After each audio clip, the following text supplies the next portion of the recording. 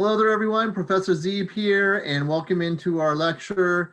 This time, what I'm going to teach you is things that contribute to the different timings of puberty. We're going to look at some research, relating to why sometimes puberty occurs earlier or possibly even later, depending on the case. All right, so let's get into it here. First thing we're going to look at is something called the secular trend. So we mentioned this earlier. We said that over the past 100 years or so, children have been getting progressively taller, but we've also found that not only are kids getting taller, we're going to find that girls are having their periods earlier and earlier, okay? So in this particular case, what we're going to look at is the decreasing age of onset of puberty, more specifically with girls, including the average onset of menarche. As we mentioned before, menarche is the girl's first period. Okay, so if we compared girls to our average teenage girl to 100 years ago to the girls back then to today, we would find that they're very, very different. So let me give you some data here. This is going all the way back to the late 18th century for this one. Believe it or not, guys, 17 was the average age of menarche. So 17, almost an adult, basically. By the beginning of the 20th century, it was about 14 and a half girls on average were having their first period. And then today, we've increased to, or in this case, decreased to 12 and a half. So they've estimated it's been decreasing about 3 months per decade in the past 100 years. So the point is that young girls are having their periods earlier and earlier, their menarche. And so we're going to look at some reasons for that. Okay, really what it boils down to is just advancements in sanitation, nutrition, and healthcare. So in general, the secular trend, we think that we're getting healthier as a species when we compare it to over 100 years ago, where the way we handle sanitation, taking care of trash and things like that, being more clean, advances in nutrition in terms of what we're eating. Remember, this data goes back to before the FDA, where things were very, very different. And then even healthcare. And so in terms of all the research that's been conducted and the advances in healthcare and so forth, we know that as a species, we are getting healthier in that sense. So thus, this may be a reason why the secular trend is happening, and that could include things like maturing earlier, being healthier, and so forth. So what is the big deal? So if girls are developing earlier than normal, or early, as we look at time going earlier and earlier, what is the big deal with that? What are the consequences? What are the problems with that? Psychologists are kind of concerned about this because, number one, girls are developing earlier. So now we have very young girls, showing almost adult-like qualities in terms of their development, like their breast development, for example. And so the issue there is that now they're going to be looked at as sexual beings earlier and earlier. I mean, obviously the boys are going to quickly notice that, in some case girls. And so do we really want young girls being looked at as a sexual object in that way? So that's kind of a concern. So if they are looked at that way, they may be more exposed to sexual intentions, which relates to things like teen pregnancy, which obviously has its own set of problems, okay? So we could potentially have young girls getting pregnant or getting unwanted sexual attention when they're still very, very young and so forth. So that's obviously a huge, huge problem.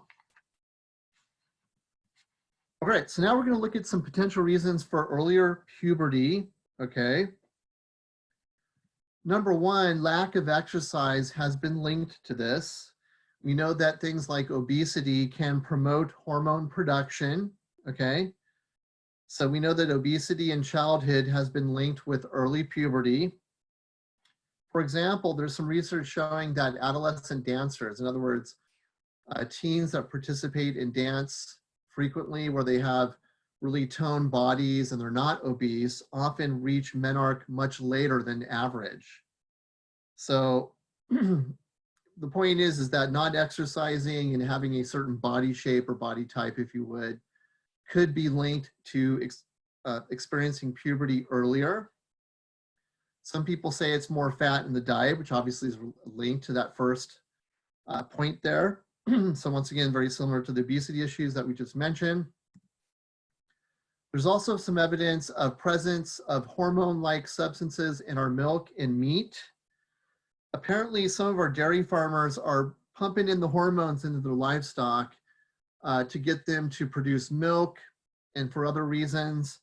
And so there are some people that believe that's trickling down to our food sources. So if we consume that, it may be creating changes. However, even though we do have evidence of this, some people would say that the evidence is mixed and weak at best. So it kind of depends on who you ask at this point.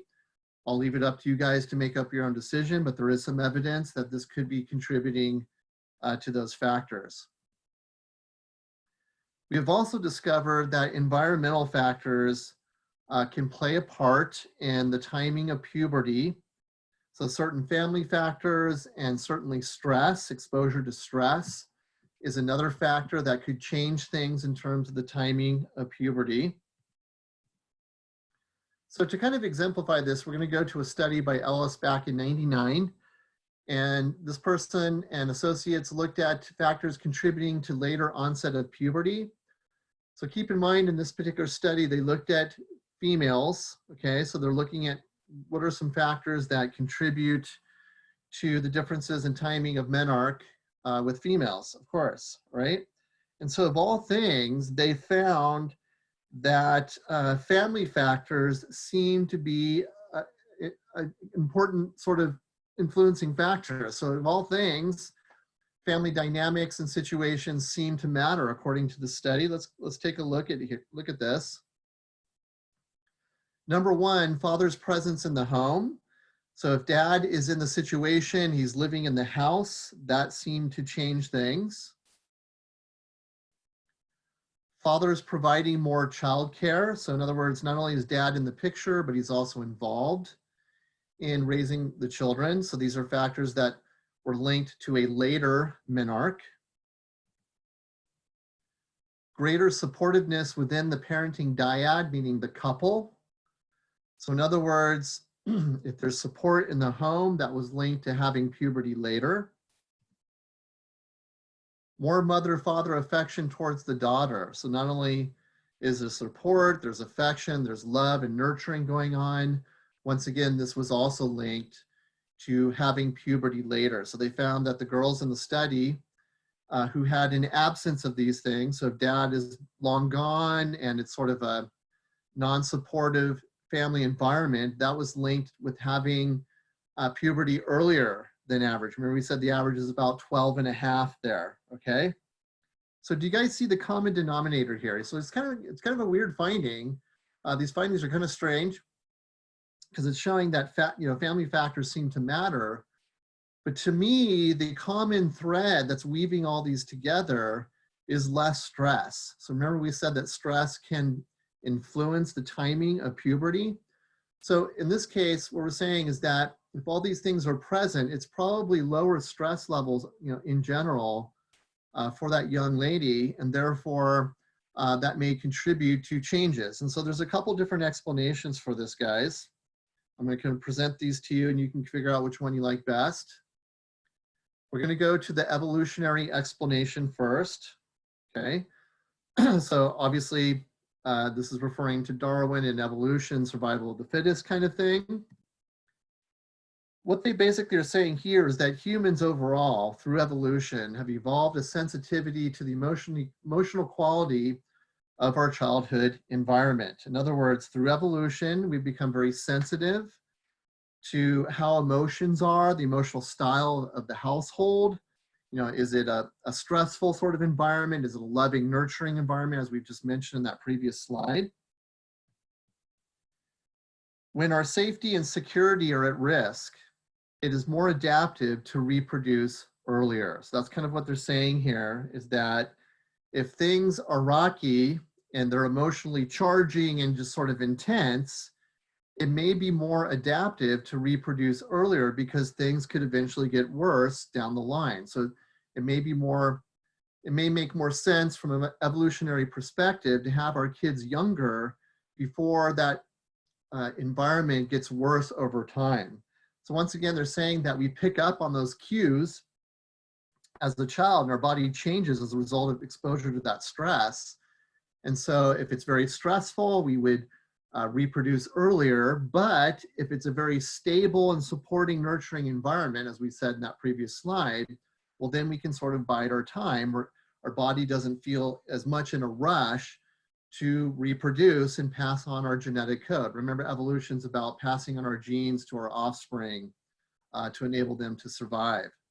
So that's kind of, you know, the evolutionary explanation. Now we're going to look at a different one. And by the way, research does support this notion that girls exposed to conflict and stress early on do reach menarche earlier than normal. So that has been confirmed by modern studies, by the way. All right, so now we're going to go to a more biological explanation, even though evolution is very biological, but this one more so. And so we're going to talk about something called pheromones. So if you've taken your biology classes, you understand that pheromones are basically these chemical messages that our body secretes. So they're chemicals that are secreted by our body.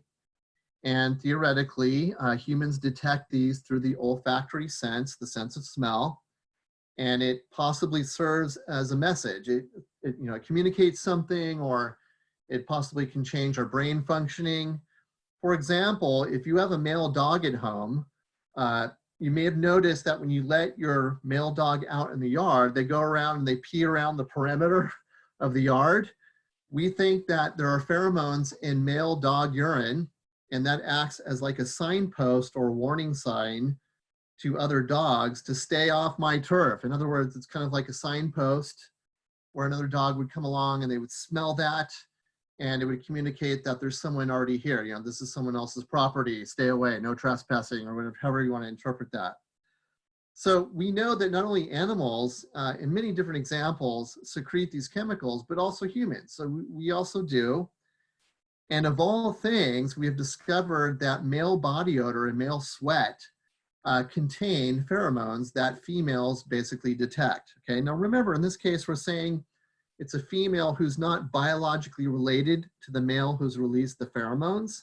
That seems to create a change in the sexual part of the female brain. So we've discovered it can actually create changes, and in absence of that in general can also create some changes as well. Okay, so the point is that when females detect these pheromones present in male body odor, it activates the hypothalamus, which is the sexual part of the brain, and it actually can create changes in sexual behavior. So remember, we mentioned earlier on that part of the brain responsible for this is the hypothalamus, and it interacts with the pituitary gland with hormones and things like that. So it would follow that if this part of the brain was changed in some way or altered, that reproduction in terms of the timing of that could also change as well. So let's put it back in perspective of the study. They have noticed that when, let's say, mom divorces and now she's dating someone new and she has a daughter in the home, and this new guy comes to live in the house.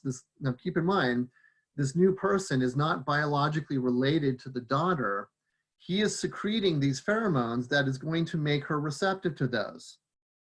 So we think that when biological father is present, there's some kind of incest prevention mechanism that prevents the girl from reacting to that. But when a live-in boyfriend enters the picture, or mom remarries, for example, we think that she's exposed to those pheromones of this new person, this new dad or stepdad or whoever it is. And that may explain why girls who are in the situation often show menarche earlier than girls who are in intact families. So do you guys see the point there? So in other words, remember the study is sort of relating it to the father's presence in the home, in this case, the biological father. But when someone new comes in with a different body chemistry that's not related to you, that we have some evidence that potentially that could create changes as well, okay?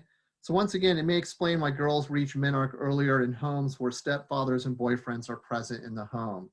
as it relates to those previous findings. All right, guys, well, I will let you make up your own mind what you agree with and what you don't.